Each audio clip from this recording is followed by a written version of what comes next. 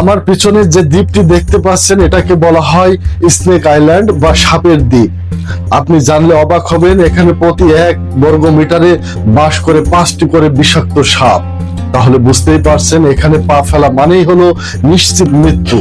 এটা প্রকৃতির এমন একটা নরক যেখানে কোনো বন্দুক বা কোনো আধুনিক অস্ত্র আপনাকে বাঁচাতে পারবে না, কারণ শুধুমাত্র 1 ফোঁটা বিষ আর মাত্র কয়েক মিনিট সময়ের মধ্যে গলে যাবে আপনার শরীরের সমস্ত মাংস। এই দ্বীপটি ব্রাজিলে অবস্থিত, আর এর আসল নাম হলো ইলহা দা কুইমাদা গ্রান্ড, যা পৃথিবীর সবচেয়ে ভয়ঙ্কর বিষধর সাপের বিচরণ ভূমিতে পরিণত হওয়ার কারণে দুনিয়ার বুকে এটি পরিচিত হয়েছে স্নেক আইল্যান্ড বা সাপের দ্বীপ নামে। এখন প্রশ্ন হলো, কেন এই দ্বীপে এত ভয়ঙ্কর হয়ে উঠলো? কিভাবে পৃথিবীর সবচেয়ে মারাত্মক বিষধর সাপগুলো এখানে এলো? আজ আমরা উন্মোচন করব এই নিষিদ্ধ দ্বীপের পিছনের আসল রহস্য। অজানা জগৎ 2M এর আরো একটি রোমাঞ্চ পর্বে আপনাকে স্বাগত। ব্রাজিলের সাও পাওলো উপকূল থেকে মাত্র 33 কিলোমিটার দূরে আটলান্টিক মহাসাগরে অবস্থিত এই দ্বীপ। বাইরে থেকে দেখলে মনে হবে একটি স্বর্গীয় সুন্দর দ্বীপ, সবুজ অরণ্য আর নীল জলরাশি, কিন্তু এই সুন্দরের আড়ালেই লুকিয়ে আছে পৃথিবীর সবচেয়ে বড় নরক।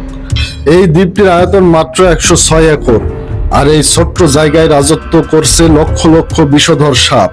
বিশেষ করে এখানে দেখা মেলে গোল্ডেন লেন্স হেড বা সোনালী লেন্স হেড নামের এক প্রজাতির বিষাক্ত সাপ।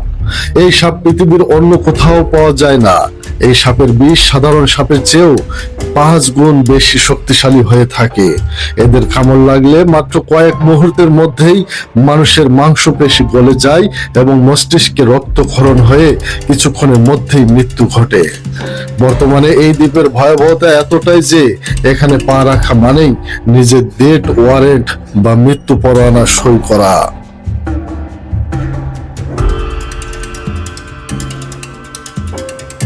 অনেকেই মনে করেন জলদস্যুরা তাদের লুণ্ঠিত ধন সম্পদ লুকিয়ে রাখার জন্যই এই দ্বীপে সাপ ছেড়ে দিয়েছিল, যাতে করে অন্য কোনো জলদস্যু বা সাধারণ মানুষ তাদের লুণ্ঠিত সম্পদ চুরি করতে না পারে। কিন্তু বিজ্ঞান এই তথ্যকে ভুল প্রমাণ করেছেন। আসল ইতিহাস জানতে হলে আমাদেরকে ফিরে যেতে হবে আজ থেকে প্রায় 11,000 বছর আগে। তখন পৃথিবীতে চলছিল শেষ বরফ যুগ, আর সেই সময় এই দ্বীপটি মূল ভূখণ্ড অর্থাৎ ব্রাজিলের সাথে যুক্ত ছিল। কিন্তু বরফ যুগ শেষ হওয়ার পর যখন সমুদ্রের বরফ গলতে শুরু করে, তখন সমুদ্রের পানির স্তর মারাত্মকভাবে বেড়ে যায়।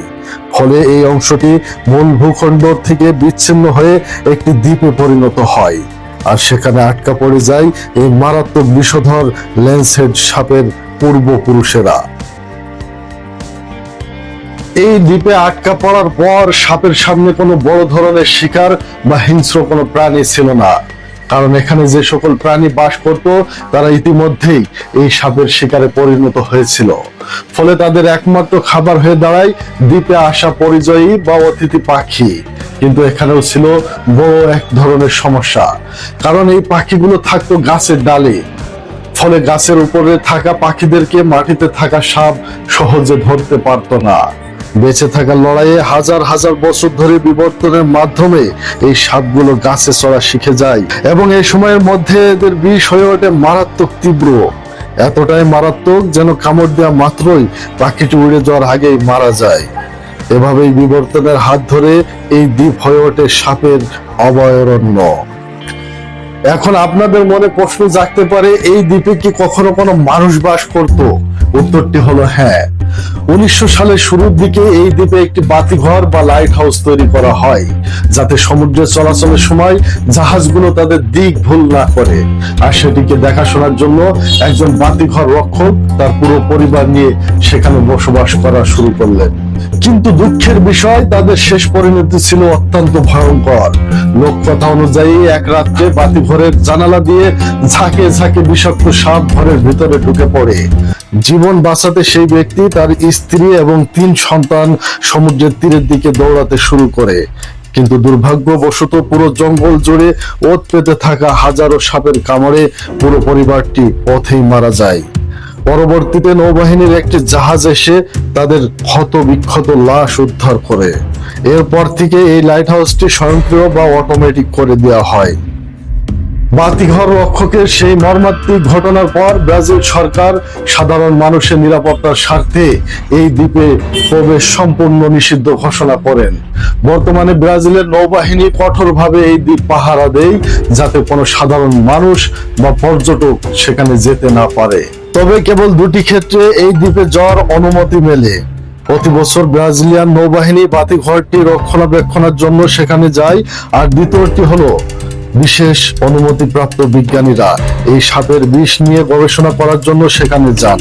তাও আবার সাথে একজন অভিজ্ঞ ডাক্তার এবং জরুরি চিকিৎসার সরঞ্জাম নিয়ে অত্যন্ত সতর্কতার সাথে তাদের যেতে হয়, কারণ সামান্য একটি ভুল ডেকে আনতে পারে অবধারিত মৃত্যু। প্রকৃতির এই রহস্যময় সৃষ্টি আমাদেরকে মনে করিয়ে দেয় যে এই পৃথিবীর এমন কিছু জায়গা আছে যেখানে মানুষের কোনো নিয়ন্ত্রণ নেই। স্নেক আইল্যান্ড বা কুইমা দ্য গ্র্যান্ড আজও প্রকৃতির এক অজেয় দুর্গ হয়ে টিকে আছে। তো বন্ধুরা, যদি আপনাকে 1 কোটি টাকা দেওয়া হয়, তবে কি আপনি এই দ্বীপে মাত্র 1 রাত কাটানোর সাহস করবেন?